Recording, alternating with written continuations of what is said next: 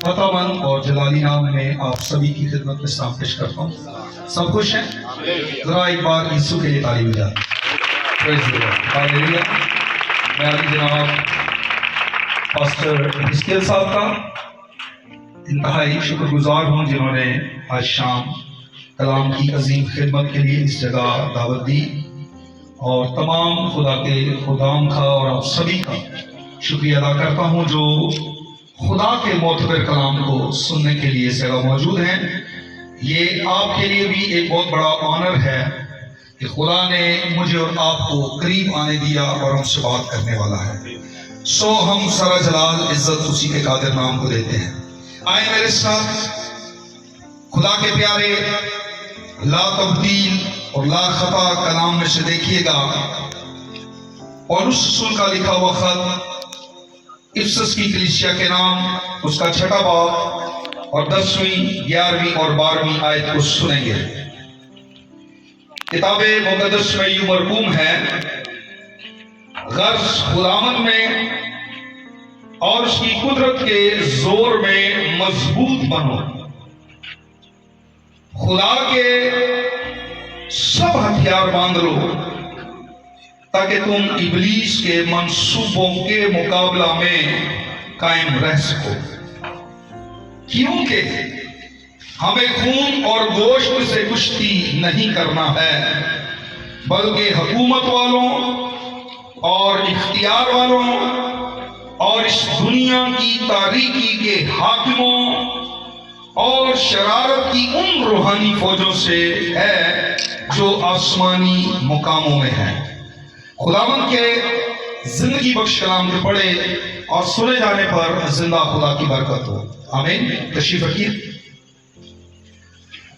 आज शाम हम खुदा के कलाम में से इस कन्वेंशन या इस इबादत का जो टॉपिक मजमून रखा गया वो रूहानी जंग है, स्पिरिचुअल वॉर। हम रूहानी जंग का भी सुनते हैं, बात भी करते हैं रूहानी जंग के बारे में, लेकिन बेसिकली रूहानी जंग स्पिरिचुअल वॉर है क्या? हमने स्पिरिचुअल वॉर को यह समझा हुआ है कि व्हाट्सएप पे एक मैसेज करें, फला बुजुर्गी रफ्ता है, फला बीमार है, फला को ये प्रॉब्लम है, प्लीज दुआ करें, और आंसर आता है प्रेइंग, दुआ कर रहे हैं, खुदा शिफा दे, खुदा रिहा करे। क्या ये रूहानी जंग है? दुआ की दरखास्त करना मैं मना नहीं कर रहा, मैं लड़ने के मुतालिक बात कर रहा हूं। मैं रूहानी जंग के बारे में बात कर रहा हूं। जंग के मायने हमें समझने की जरूरत है। जंग के मायने ये नहीं है किसी को कह देना मैं तकलीफ में हूं, आप मेरे लिए रोजा रखें, मेरे लिए दुआ करें, मैं शिफा पाऊंगा। ये प्रेयर रिक्वेस्ट है, आप जरूर करें। दुआ करते हैं खुदा के खादम, दुआ करते हैं आप, दुआ करते हैं खुदा के लोग, लेकिन कलाम बता रहा है गर्ज खुदावन में और उसकी कुदरत के जोर में मजबूत बनो और खुदा के सब हथियार बांध लो ताकि इब्लीस के मंसूबों के खिलाफ आप कायम रह सकें। एक लंबी चौड़ी प्लानिंग इब्लीस ईमानदारों के लिए, खादमों के लिए, मुकद्दसों के लिए एक खतरनाक प्लान वो रखता है, क्योंकि वो हर वक्त लड़ने के लिए तैयार है। वो एक वॉरियर है, वो एक जंगजू है, और वो लड़ाई से नहीं डरता, और वो हर एक से लड़ता है और हर एक के खिलाफ खड़ा होता है। लेकिन हमें उसके खिलाफ उठना और खड़े होना है, और हम उसके खिलाफ खुदा की कुदरत के सबब से, खुदा की कुदरत के जोर के सबब से खड़े भी रह सकते हैं और कायम भी रह सकते हैं। हालेलुया। हमें उसके मंसूबों के खिलाफ खड़े होना है, हमें जोरावर बनना है, हमें ताकतवर बनना है, क्योंकि कलाम हमें बताता है हमें लड़ना है, हमें लड़ना है। और लोग लड़ना नहीं चाहते, ईमानदार लड़ना नहीं चाहते।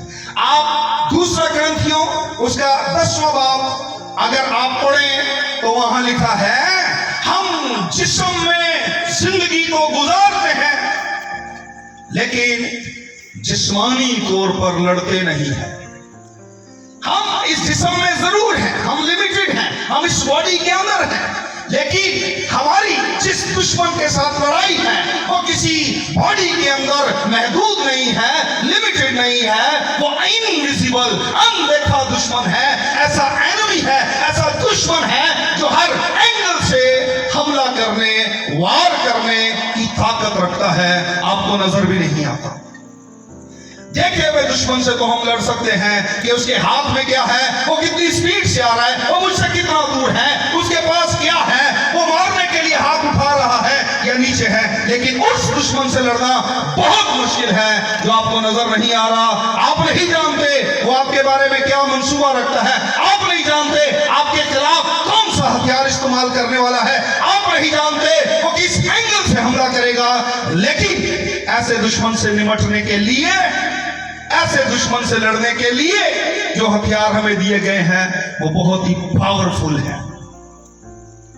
ये ऐसा दुश्मन है जिस पर गोली, भाला, बर्छी, तलवार, बंदूक, तोप, कोई भी मिसाइल इसके ऊपर असर नहीं करता, इसको इससे कुछ फर्क नहीं पड़ता।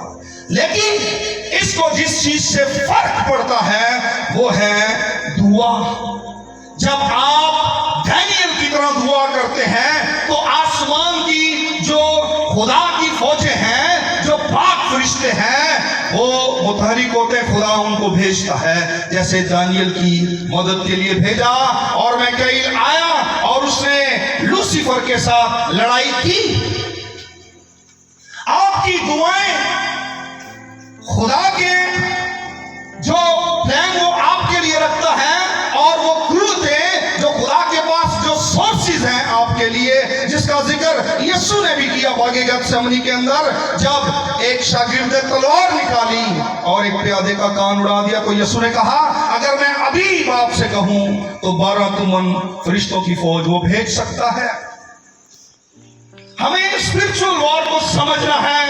ये वॉर आप प्रेयर के साथ, खुदा के कलाम के साथ, पाकीज़गी के साथ और वफादारी के साथ जीत सकते हैं। ये जंग आप आराम से सोकर स्लीपिंग मोड पर आप इस जंग को कभी नहीं जीत सकते। आपका जो मुखालिफ है, आपका जो दुश्मन है 24 आवर्स एक्टिव है, सोता नहीं, सुस्त नहीं, ढीला नहीं। इसीलिए खुदा के कलाम में लिखा है कि जो बेवकूफ दोस्त है उससे दाना दुश्मन बेहतर है। ये एनिमी बहुत ज्यादा क्लेवर, ओवर क्लेवर है, ये बहुत ज्यादा चालाक है, ये बहुत ज्यादा चुस्त है, फुर्तीला है। लेकिन हमें भी उससे ज्यादा एक्टिव होना है, फुर्तीले बनना है, चुस्त बनना है, तभी हम उसके हर एंगल से किए गए व्यवहार को बेकार कर सकते हैं। हालेलुया। खुदा के कलाम को अगर हम पढ़ते हैं तो ज़बूर नवीस कहता है वो काबा दे वांगर तेनू जोर दे के और तेरी जवानी नू करदा। वो काब का जिक्र है। खुरूज की किताब में खुदा कह रहा है मैं तुम्हें गोया उकाब के फरों पर बिठा कर लेकर आ गया। खुदा शाह अजीम उकाब के बारे में हमें बताकर ये सिखाना चाहता है जो क्वालिटीज, जो खूबियां उकाब के अंदर हैं, वही खूबियां एक ईमानदार के अंदर भी वही सलाहियतें होनी चाहिए। हम परिंदे तो नहीं बन सकते, लेकिन हम परिंदों से ज्यादा समझ, दानाई, हिकमत और अप्रोच रखते हैं और इंसान वहां तक पहुंच सकता है जहां परिंदे भी नहीं पहुंच सकते। और हम उकाब की जिंदगी के बारे में सोचेंगे। जो मैंने बात की, रूहानी मायनों में आप आलबे बाला तक आपकी सदा बुलंद हो सकती है, आपकी परवाज जो है उकाब से ऊंची है। मेरा कहने का मकसद यह है ईमानदार इतनी बुलंदी पर उड़ान भर सकते हैं। खुदावन ने हमें उकाब का नाम इसलिए लिया, इस परिंदे का जिक्र इसलिए आया है कि उकाब तमाम परिंदों में बड़ा परिंदा और ताकतवर परिंदा और परिंदों का बादशाह है। लेकिन एक और भी है जो परिंदों में बड़ा है उकाब की तरह बड़े पर रखता है, उकाब की तरह वो टेढ़ी चोंच रखता है, उकाब की तरह वो बड़े बड़े पंजे जिनकी कर्व है ताकि वो शिकार को गिरफ्त कर सके। सेम लाइक वो उकाब की मानिंद, ईगल की मानिंद है गिद्ध। लेकिन दोनों की उड़ान में फर्क है। उकाब हमेशा बुलंदी पर उड़ता है और उकाब दरख्तों पर बैठता है, उड़ता भी है, लेकिन वो उकाब जितनी हाइट पर नहीं उड़ सकता, इतनी बुलंदी पर वो नहीं उड़ सकता। गिद्ध एक भारी जिस्म रखता है जिसकी वजह से वो उकाब की तरह स्पीड के साथ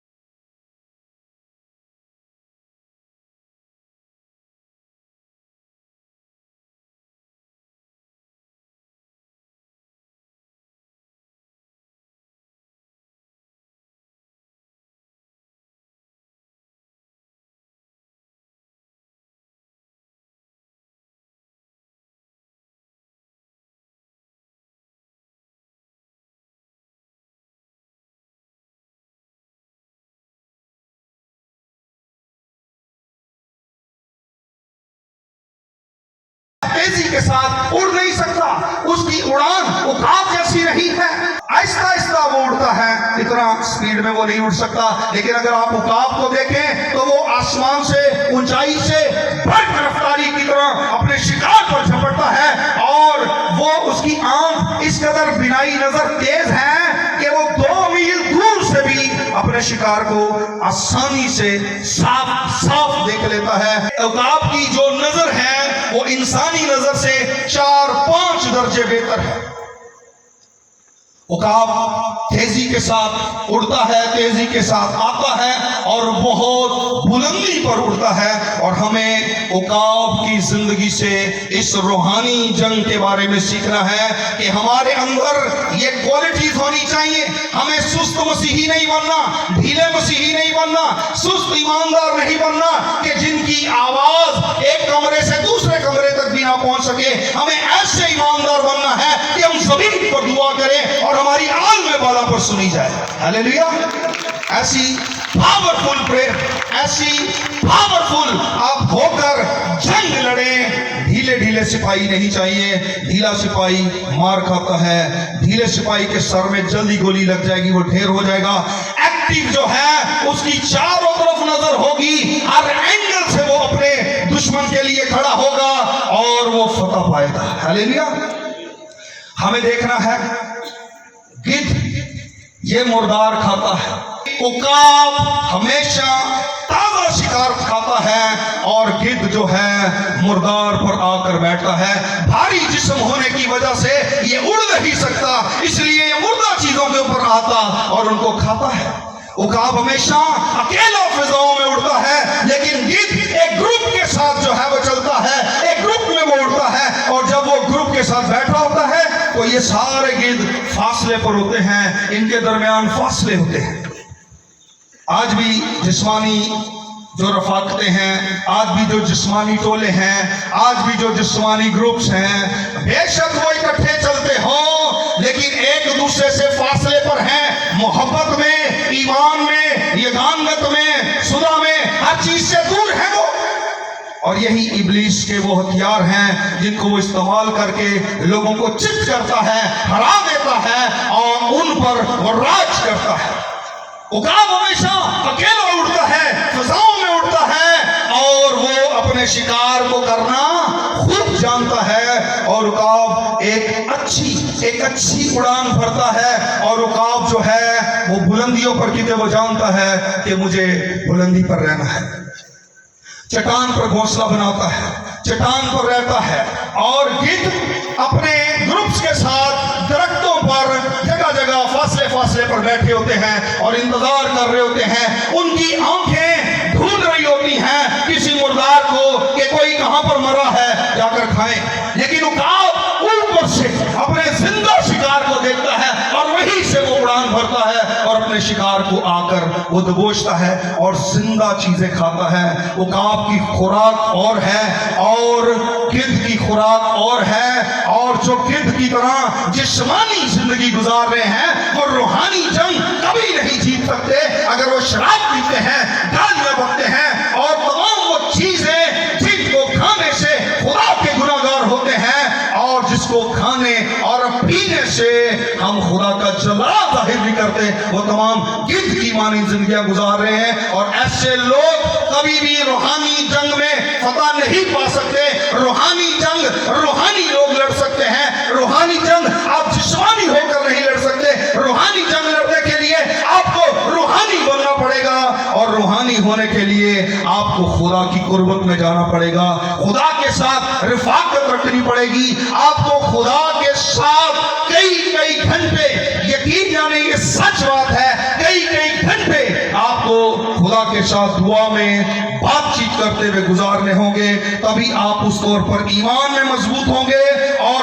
खुद उसकी कुदरत और उसके जोर में आप जोरावर होंगे और अपने दुश्मन को शिकस्त दे सकेंगे। उकाब की जिंदगी बहुत ही एक अच्छी मिसाल है हमारे लिए सीखने के लिए। उकाब जब भी लड़ाई करता है, मेरे पास मल्टीमीडिया नहीं और ना मैं दिखाता आपको कि उकाब जब भी फाइट करता है वो उड़ान भरता है, वो जमीन पर नहीं आता कि वो आएगा और लड़ेगा। गिद्ध हमेशा जमीन पर इस तरह से उछलता टपकता फिरता है और लड़ाई करता है। लेकिन जब गांव आता है तो गांव अपने फरों के जरिया से जब उड़कर आता है और जब वो किसी को हिट करता है, उसके पर फिजा में इस तरह होते हैं और उसकी दोनों टांगे दुश्मन के सीने पर लगती हैं और पूरी पावर के साथ जब वो उसको हिट करता है तो उसके दुश्मन गलाबाजियां खाते हुए गिरते हैं और उकाब अपने आप को बैलेंस करता और दोबारा उसके ऊपर अटैक करता है। हम ईमानदार, हमारे दो पर हैं दुआ रोजा, और हम इस दुआ रोजा के साथ जब हम रूहानी बुलंदी पर उड़ते हैं तो हमारा दुश्मन चाहे वो पूरे ग्रुप के ग्रुप लेकर लश्करों के लश्कर लेकर आए, आप अकेले ही जब खुदा की कुदरत के जोर में दाऊद की मानी होंगे तो बड़े बड़े जाति जूलियत आपके सामने ढेर हो जाएंगे। हालेलुया। रूहानी जोश, रूहानी पाकीज़गी, रूहानी शोर में भरने का वाहिद जरिया दुआ है और ये यीशु मसीह ने करके दिखाई। बाकी गतसेमनी में जब शागिर्दों के साथ यीशु गए, उनको कहा जागो और दुआ करो, और लिखा आगे बढ़कर वो दुआ करने लगा। यीशु ने कहा बाप से, बाप अगर हो सके तो प्याला मुझसे टल जाए। दोबारा आया, देखा शागिर्द सो रहे थे, कहा उठो दुआ करो। दोबारा यीशु दुआ के लिए गया बाप के पास और कहा अगर ये मेरे पिए बगैर नहीं टल सकता तो मेरी नहीं बल्कि तेरी मर्जी पूरी हो। तीसरी बार भी यीशु ने बाप के साथ बात की और एक ऐसी जंग यीशु ने जीती है कि आज हम फख्र के साथ इस मुकाम पर, इस स्टेज पर, आज गली कूचे बाजार मीडिया हम दलेरी के साथ उसकी गवाही देते हैं क्योंकि उसने जंग को जीता है और वो जंग उसने बाप के साथ राब्ते में रहकर मुकम्मल उसकी कुर्बत और कम्युनिकेशन के साथ बातचीत के जरिए, दुआ के जरिए से वो कुव्वत ली। लिखा उसका पसीना खून की बड़ी बड़ी बूंदे होकर गिरने लगा।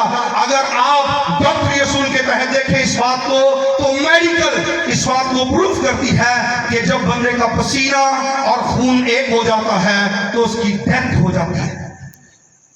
यीशु ने बाप से कहा मेरी नहीं बल्कि तेरी मर्जी पूरी हो। तो लिखा है उस वक्त एक फरिश्ता यीशु को तकवीयत दे रहा था। ऐसी पावर आपके लिए आसमान से ही आ सकती है और वो दुआ के जरिया है, वो दुआ के वसीला से है। हम तमाम कामों को कर लेते हैं, हम ड्यूटियां करते हैं, हम मेहनत मजदूरी करते हैं, पर हमसे दुआ नहीं होती।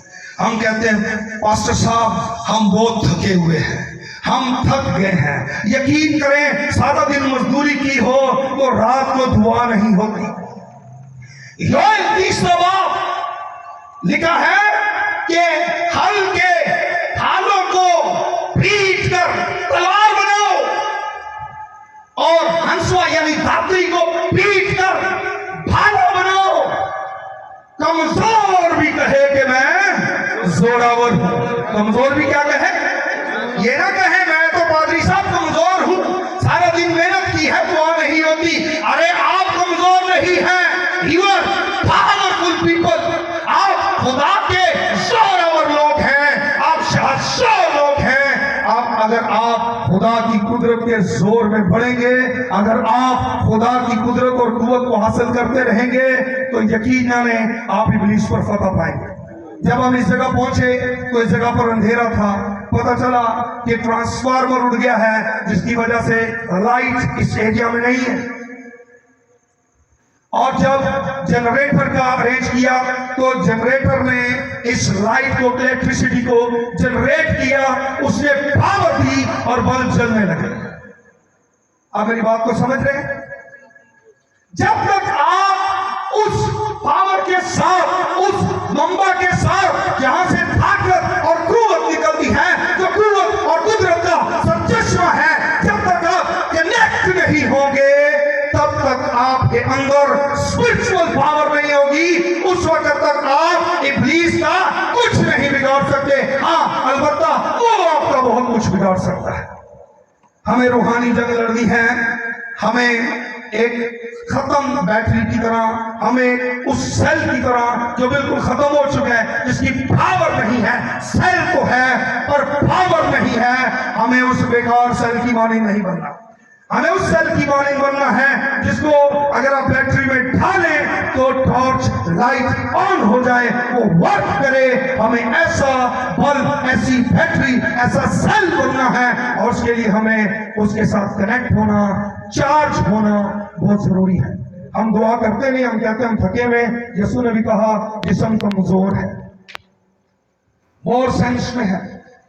हर बात को अपने जहन से मत ढाल दीजिए, हर चीज की खूब तफसीरें ना कर दीजिए, उन बातों को समझे। क्या आपका जिस्म कमजोर नहीं है? क्या यह झूठ है? क्या बीमार नहीं होते? क्या कभी टांग में दर्द नहीं हुआ? क्या कभी सर में दर्द नहीं हुआ? क्या कभी आप थके नहीं? जिस्म कमजोर है, लेकिन रूह का ये हाल नहीं है।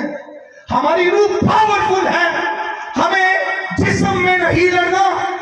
हम ऐसे रेसलर नहीं हैं, हम ऐसा कुश्ती करने वाले जवान नहीं हैं, हम ऐसे ईमानदार नहीं हैं जो बंदूकें लेकर, लाठियां लेकर, तलवारें लेकर निकलेंगे और लड़ेंगे। हमारी लड़ाई रूहानी है और इब्लीस के कलम को ढा देने के काबिल ऐसी कुदरत, ऐसी कुव्वत से खुदा हमें भरता है। हमें उकाब की तरह देखना है, उसकी नजर बड़ी तेज है, गिद्ध की नजर उतनी तेज नहीं है। गिद्ध बेशक परिंदों में वो भी बड़ा है उकाब की तरह, लेकिन सुस्त है और उकाब चुस्त है, तेज है। गिद्ध स्लो है और यकीनन इतना सुस्त है कि ये दूसरे परिंदों की निस्बत भी ये शिकार नहीं कर सकता। बैठना इसने मरे हुए पर यह जाकर, इसने मुर्दा ही ढूंढ रहा है। ये छोटे मोटे परिंदे तो फिर कोई कीड़ा, कोई और चीजें खा लेते हैं, लेकिन ये गिद्ध इतना लेजी है, इतना सुस्त है। हमें गिद्ध की तरह नहीं बनना, वगरना आप ये जंग हार जाएंगे। हमें उकाब की तरह बनना है अगर जंग जीतनी है। हालेलुया। एक बात आपको बताता जाऊं कि हमने ये जंग जीतने के लिए नहीं लड़नी है। ये जंग यीशु ऑलरेडी जीत चुका है। हालेलुया। हमें इस जंग को मेंटेन रखना है। ऐसा ना हो कि जीते जीते ही हार जाए, जीतिया बंदा ही हार जाए। जीते हुए को हारना नहीं चाहिए। हालेलुया। हमें अपनी इस पता को मेंटेन रखना है। हमारा यीशु जीता है तो हमें भी जीतना है। उसने हमें एक नमूना दिया है, उसने हमें एक ट्रैक दिया, पैटर्न है जिस पर हमें चलना और फतह पानी है। जब भी उकाब लड़ाई करता है तो वो फिजा में उड़ता है और इस तरीके से वो जंग करता है, लड़ाई करता है। लेकिन गिद्ध वो नीचे नीचे लड़ता रहता है। हमारी लड़ाइयां एक दूसरे से हैं। हम उसके बारे में, वो उसके बारे में, वो उसके बारे में। अगर आप इस तरह कर रहे हैं तो आप उकाब नहीं हैं, आप गिद्ध हैं। हमें गिद्ध की सी खूबियां नहीं अपनानी है, हमें गिद्ध की मानी नहीं बनना। गिद्ध का जब भी चेहरा देखेंगे उदास और उसके चेहरे पे 12 बजे होते हैं, लेकिन उकाब को जब देखेंगे वो शादमान होता है और वो हर तरफ देख रहा होता है। उसकी जो आंखों का जो एंगल है या उसका जो देखने का आप कह लें जाविया है, वो बिल्कुल डिफरेंट है। वो बड़ी दूर तक और बड़ा क्लियरली देख सकता है, वो इतना एक्टिव है। हम भी जो रूहानी लोग हैं हमें बड़ा क्लियरली देखना है। एक शख्स के बारे में बाइबल मुकद्दस बताती है, दूसरी सलाह थी अलीशा नबी के बारे में। बादशाह ने कहा ये बनी इस्राइल को रिपोर्टर कौन देता है? उसने कहा जी ये नबी है वहां पर कोई अलीशा नाम का, वो पहले ही बता देता है।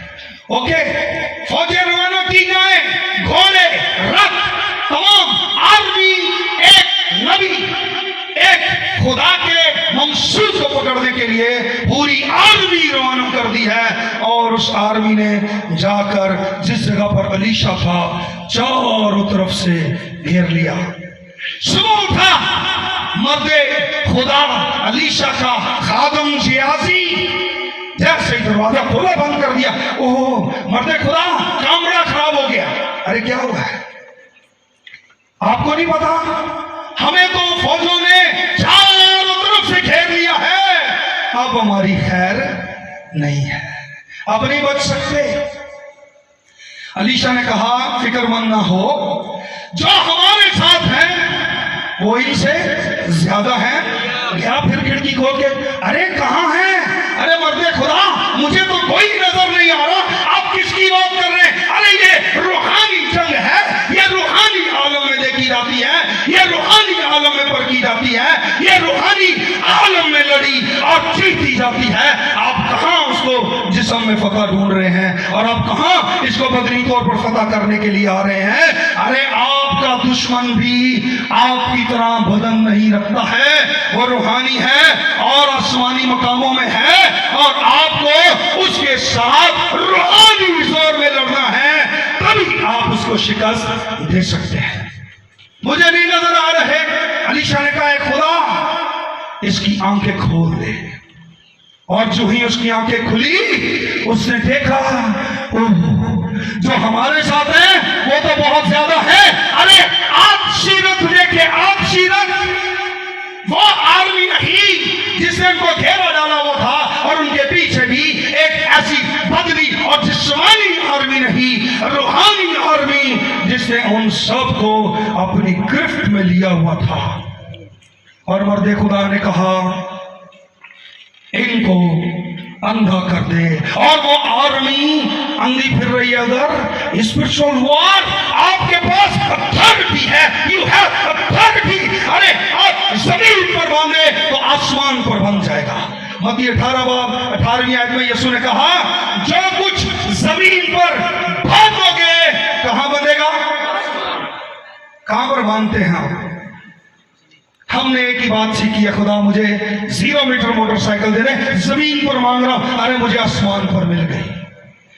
ऊपर हो गया, आलमे वाला पर चले जाते हैं, ऊपर डायरेक्ट नीचे आसमान पे पहुंच जाते। अरे पहले आसमान पर जाएं, पहले पर जहां पर शरारत की रूहानी फौजें हैं। यीशु ने कहा, जो जमीन पर बांधोगे मैं तुम्हें इख्तियार देता हूं, क्या सांपों और बिच्छुओं को कुचलो और दुश्मन की सारी कुदरत पर इख्तियार देता हूं। जो जमीन पर बांधोगे कहां बंधेगा? आसमान पर। कौन है? शरारत की रूहानी फौजें कहां पर हैं? पहला आसमान फिजा है, दूसरा खला है, और तीसरा आलमे बाला है, और 3 आसमानों का जिक्र है, ना कि 7 आसमानों का। पहले आसमान को ये पाक भी किया जाएगा, शरारत की रूहानी फौजें नीचे गिराई जाएंगी, आने वाला है वो वक्त। लेकिन आप यहां पर बांधे बुजुर्गों को, इब्लीस को, शरारत की फौजों को, और वो आसमान पर बंधेगी। आपके पास ऐसी अथॉरिटी है जो किसी गिद्ध के पास, किसी जिस्मानी के पास, किसी पेटू के पास, किसी भी दुनियादार के पास ये बात नहीं है। ये सिर्फ और सिर्फ स्पिरिचुअल लोगों के पास, रूहानी लोगों के पास, रूहानी वॉरियर्स के पास ये पावर, ये अथॉरिटी है। उससे कहा, मैं तुम्हें इख्तियार देता हूं। इख्तियार की बात है, आपके पास अथॉरिटी है, लेकिन अफसोस मसीही रूहानी जंग लड़ने के लिए तैयार नहीं है। नींद जान नहीं छोड़ती, सुस्ती जान नहीं छोड़ती, और थकावट जान नहीं छोड़ती। अरे जितने भी थके हुए हों, जाएं खुदा की हजूरी में। यीशु सबसे बड़ी एग्जाम्पल है, उसकी एग्जाम्पल के सिवा मेरे पास और कोई मिसाल नहीं जो मैं आपको दे सकूं। उसका पसीना खून की बड़ी बड़ी बूंदे होकर गिरने लगा, और फिर भी वो दुआ कर रहा था, फिर भी दुआ कर रहा था। ऐसी कंडीशन में ऐसे पेशेंट अपनी जान से हाथ धो बैठते हैं जिनका पसीना खून बन जाए, डेथ तय है। लेकिन यीशु ने इस चीज की फिक्र और परवाह नहीं की, बार बार आकर दुआ करता था। क्या मैं और आप दुआ नहीं कर सकते? कर सकते हैं कि नहीं? हम कर सकते हैं, हम कर सकते हैं। अगर हमें रूहानी तौर पर फतह पानी है, अपने दुश्मन को अगर हराना है, तो हबक्कूक नबी कहता है, वो मुझे मेरी ऊंची जगहों पर चलाता है। कहां पर चलाता है? ऊंची जगहों पर।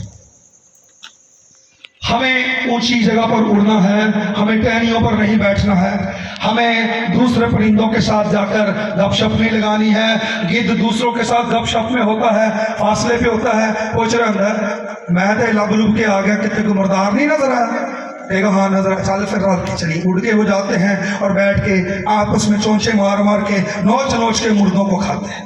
उकाब नहीं किसी को पूछता कि हाँ भाई कहीं पर कोई शिकार मिले, कोई खरगोश, कोई हिरन, कोई भर्रा, बल्कि उसकी आंखें उसको दूर से ही देख लेती है और वो अपने शिकार को खुद आकर उठाता और अपने घोंसले में अपने बच्चों के साथ खाता है।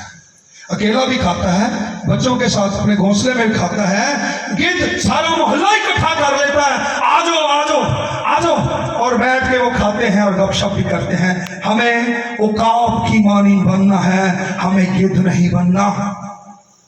उकाब पर बोलने के लिए बहुत कुछ है, लेकिन आखिरी बात आपको बताऊं, उकाब बहुत बुलंदी पर उड़ता है, वहां पर उड़ता है जहां पर ऑक्सीजन भी नहीं होती है, उसको जरूरत नहीं है। ऐसा खुदा ने उसको बनाया, उसकी आंखें ऐसी बनाई हैं कि अगर आप कभी उसके आई बॉल्स देखें तो उसके ऊपर एक वाइपर सा होता है।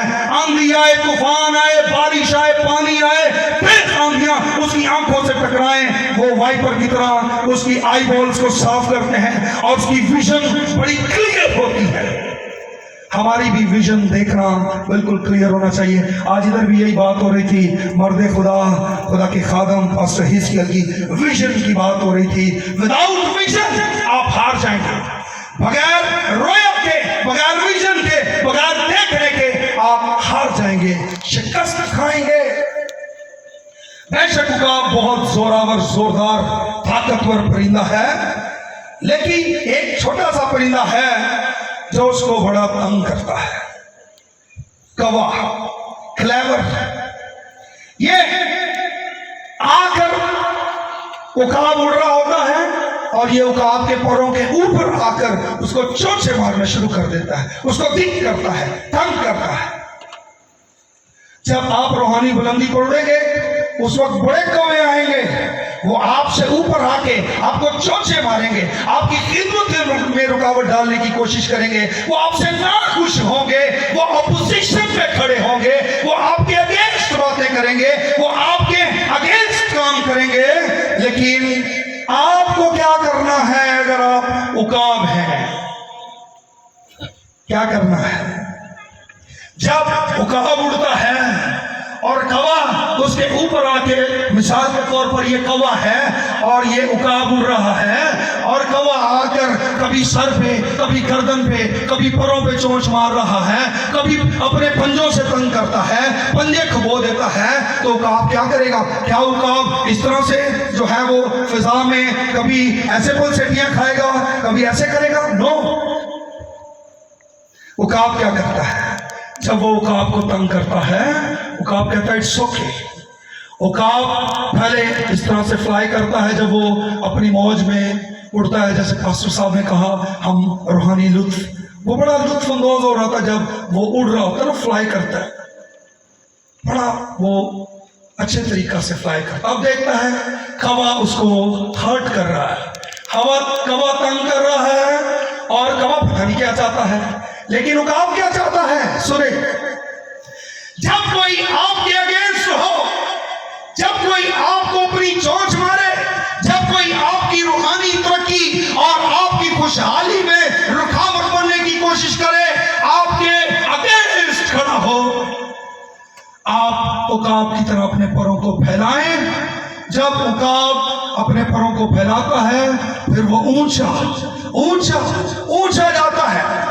उकाब ऊंचा जाने के लिए पर फड़फड़ाता नहीं है, उकाब ऊंचा जाने के लिए पैरों को फैलाता है और हवा उसको ऊपर ऊपर ऊपर ऊपर ले जाती है, और कौवा ऊपर चोंचे मार रहा होता है, और जब कौवा देखता है मैं हाइट से ऊपर आ गया, कौवा कहता कोई बात नहीं, और ऊपर आ गया, कहता हजे भी नहीं मैं छटना, और फिर और ऊपर आता है, और आहिस्ता आहिस्ता उकाब उसको इतनी बुलंदी पर ले जाता है कि कौवे को ऑक्सीजन नहीं मिलती और कौवे की आई बॉल्स ऊपर चली जाती हैं, उसको चक्कर आने शुरू होते हैं, और वो उकाब का पीछा छोड़कर ऊपर से घूमता घूमता सीधा जमीन पर आ पड़ता है। हालेलुया। जब आपको भी कोई कौवा तंग करे ना, तो रूहानी उड़ान भरे, दुआ में जाए, खुदा की रिफाकत में जाए, खुदा की कुर्बत में जाए,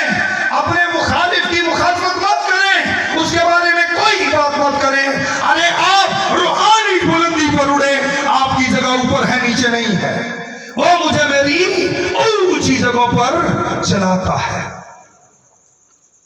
मर्दकी ने हामान को सिजदा नहीं किया, हामान गजबनाक हो गया। इसने कहा इसका मैं इलाज करता हूं। अरे ये यहूदी मुझे सजदा नहीं कर रहा।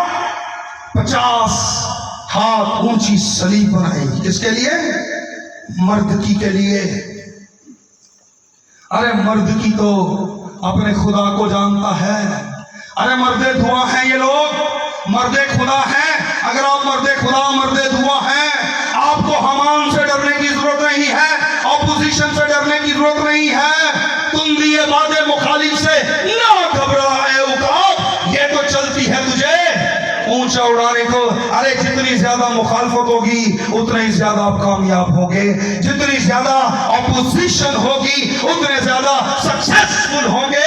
मत घबराए, मत डरे। अरे रूहानी जंग लड़े, आपको लड़ने के लिए बुलाया गया है, आपको फाइट करने के लिए तैयार किया गया है, आपको इस बात के लिए तैयार किया गया है कि आपने लड़ना है। उकाब और गिद्ध परिंदों में बड़े परिंदे और शिकार में माहिर माने जाते हैं, शिकारी परिंदे माने जाते हैं। यसू ने पतरस से कहा तुझे आदमगीर बनाऊंगा। आप भी अगर आदमगीर हैं, रूहें बचाने वाले हैं, रूहें जीतने वाले लोग हैं, तो रूहानी बुलंदी पर उड़े उकाब की तरह। ऑपोजिशन की फिक्र न करें, मुखालफतों से मत डरें। मुखालफतें कैसे जीत होती है? अरे मैं बताता हूं आपको।